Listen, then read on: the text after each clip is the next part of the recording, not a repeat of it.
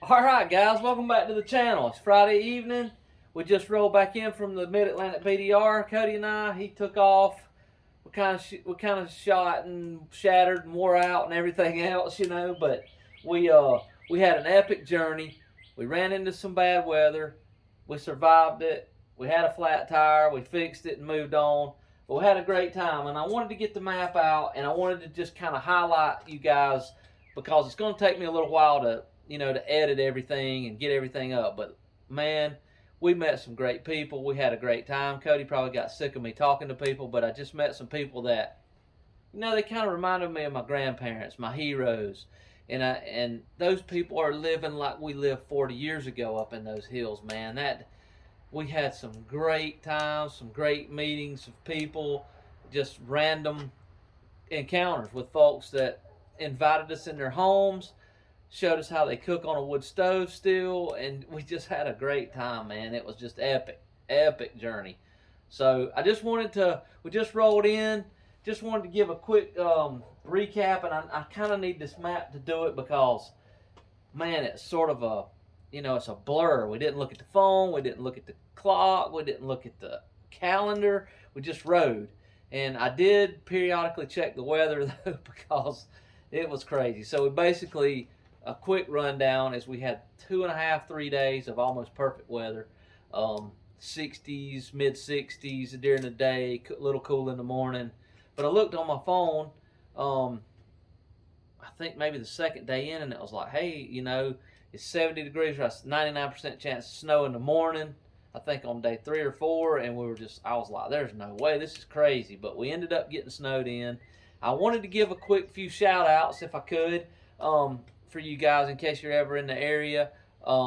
First of all, though, I've got a good friend that I only met on Facebook through a post that I put up about maybe a place to park the truck because we wanted to drive to kind of near the trailhead just in case because we're so far south. So we drove about 170 miles, 80 miles to a friend of mine that, like I said, I'd only met on social media, named Will.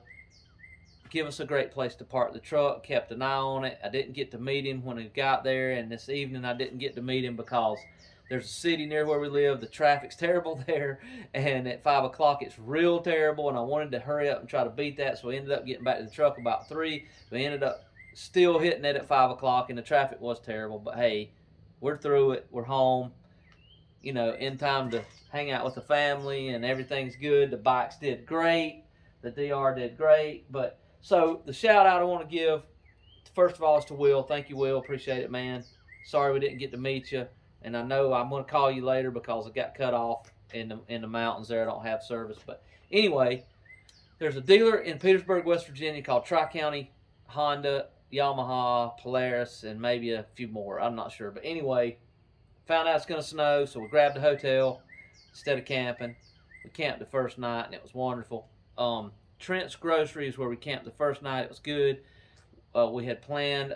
We went in there to get some supplies. We planned on camping on a National Forest campground. It was like a couple of miles away, and the guy was like, "Hey man, just letting you guys know that campground's been closed for a couple of years. We got a campground out here behind the grocery store, up this little gravel road for the Appalachian Trail guys. It's $6 a night." So we ended up eating there, having a fire, and setting the tent up. While we're on the tent, Motocamp Nerd, Big Agnes, Fly Creek, bike pack tent. Man, what a tent. Cody's always trying to beat me setting his tent up. He still ended up doing it. That's not his fault. It's not the tent's fault. It's my fault. It's a great tent. Cody turns it, he just likes to get his stuff put up quick, and I try to beat him, and I never can. But this tent was great. It's easy to set up. You set it up in 10 minutes. So I'm going to have some footage of that. Shout out to Motocamp Nerd. Big Agnes stuff, great. Lightweight, slept good in there. So glad. Giant Luke bags did perfect.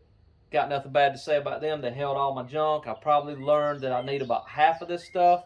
I don't know. I haven't weighed it yet, but I probably took the kitchen sink. But they did really good. This top bag did really good, but it's just an Amazon bag, so no big deal. We didn't have a lot of winter gear, but we ended up needing some. But anyway, this dealer, Tri-County Honda, we got a hotel, looked at the phone, it said 99% chance of snow tomorrow. I'm like, it's 70 degrees, there's no way. let's get a hotel just in case. Sure enough, we wake up to buy it. If you follow me on Instagram, the bikes were covered with snow. It's pouring snow down. I called this dealer. This bike uses a little bit of oil when you're especially at highway speeds. I needed some oil. I didn't really take any. I didn't take into account that it uses a little more oil when it's really revved up. So, called them up. We also needed a tube because we'd used it. Called them up. They're like, hey, we'll come get you. They came and got us. We got our supplies. They had everything we needed. Super people. They have a restaurant attached to the dealership, Tri-County Honda, in Petersburg, West Virginia. We ate a great lunch, club sandwich. The guy that runs the place took us in the back and showed us some old nostalgia bikes that the guy that owns the place collect. Bunch of old Honda CTs and just all kind of cool stuff. And they got some vintage parts they're going to sell. But man, they took us home. They took us back to the hotel. So the next morning we rode out. It was freezing rain, pouring snow. But we just like, let's don't be in the hotel any longer. We jetted out of there. Those people at that hotel were great too. And every 5 feet, you had to wipe the snow off. But we got up on the mountain. We met this super awesome lady. She's like, come in my house. I'll show you my cook stove. Man, it was just so great. I mean, I just don't know how to even put it into words. Soul soothing. I mean, they don't have internet up there. They live like they did 40 years ago, like I said, and it's just great. But anyway, let me run through so I don't get confused for you guys. So the first day we did probably 100 miles. So it was an easy ride, 100 miles, you know, on the BDR, on the section 1 of the BDR there, MA BDR. And then the next day, Saturday night, we got a hotel at Warm Springs Inn. It was a super nice place, almost a little bit too nice, but it was an old 1700s courthouse. We stayed in the stables that they turned into, you know, a hotel. It was a nice inn. Had a good dinner. You only live once. It was great. I got some pictures up of that, and I'll have some footage of that as well. And then, so that was at mile 250-ish. And then Sunday night is the night that we got snowed in. So we got snowed in all day Monday. We couldn't do anything. And then that was day 4. The next day was pretty decent weather. And we found out that we wasn't going to be able to do the whole thing. We're going to have to do it in 2 parts. We ended up riding out Sunday. Let's see. Anyway, the days run together. I'm sure I got all that messed up. But I'm trying to think about where and all we went. We've seen so much, man. Oh, we stayed at Gary Cox Campground.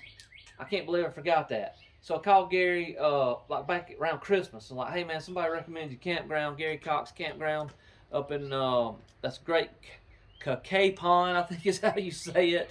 The locals will straighten you out quick if you say it wrong. But it's a neat little mountain range. He's got an awesome place out there. He rolled the red carpet out for us. I had to call him and push the date back twice because of the snow, but he's totally understanding. Found out we had a ton in common. He had a fire going when we got there in the lodge. Man, what a dude. We got some pictures with him. You don't want to miss the footage of around his area. And he told us, you know, about the battleground. So mine and Koty's plan, we planned that night. We got a little small house, a little tiny cabin. And while we're in there and the heat's on, we drew the map out. We're like, let's just go do some Civil War history. You know, Antietam and all those good, you know, all that good area in there because we love, you know, Civil War history or whatever. Went up there and did all that, and man, it was great. We had good weather that day, a little cool, but not bad. No rain or snow anymore. Still snow on the ground. But long story short, we hit all those. We're like, there's no way you can make it to the New York border. We got to work Monday. We better start heading back. So we just basically did the Shenandoah Valley all the way back. It was beautiful. We camped the Shenandoah Valley. Uncle Voodoo on YouTube, I was going to meet up with him, and my phone died. I just didn't have enough time really, and I didn't even get to send him a message. But I was going to say, go check his channel out. I marked down some areas where I saw him ride, you know, like I'm doing such and such Jeep trail today, so I marked it down, and I found those as we come down the Shenandoah Valley on Skyland Drive, which is awesome, by the way, on the return home. Shout out to Koty. He just picked us out a route. It was closed, and then all of a sudden we checked the website, and it's like it's open back, so Skyland Drive was open. We went into Front Royal, got some supplies, shot down and camped that. I saw where Uncle Voodoo rides and marked them on the map. We come on down and ended up, that turns into the Blue Ridge Parkway, which comes out 30 miles from us anyway, but what a great, I mean, I don't even remember what day it was half of the time we were there, so it was just that good. We had a good time. I've got epic footage of it. I don't want you guys to miss any of it. I wished I could have done it on the CT, but like I said, sometimes I had to go 70 miles an hour just to get back, so the CT was just out on that. But the DRs, Koty's 650, my 350 did great. My DR, it needs jetting. I got it jetted too rich. It used to get 70. It was getting like 55 now, so I really went through some fuel, but that's no big deal. I got all that on film and some epic film, guys. If all those films turn out good, you guys are going to be in for a treat. Not all about riding. You know, I did some meeting of some fine folks. We had a guy today, actually. Koty drew a line on Gaia. Check out Gaia if you don't use it. He drew a little line. The algorithm fills it in. It was the best ride we did on the whole trip. Believe it or not, we come out in this little gas station, got a sandwich, talked to the locals there. This local bear hunter fella told us, said, hey, if you guys are on dirt bikes, you want to take this road right here, it's going to turn to dirt. That was some of the best riding we did. And Koty picked that route because we already had that route picked out that the guy told us. So Gaia's works great, but I don't want to bore you guys anymore. Like I said, I just wanted to get this map out here so I could kind of keep up with it right quick. It's just a whirlwind.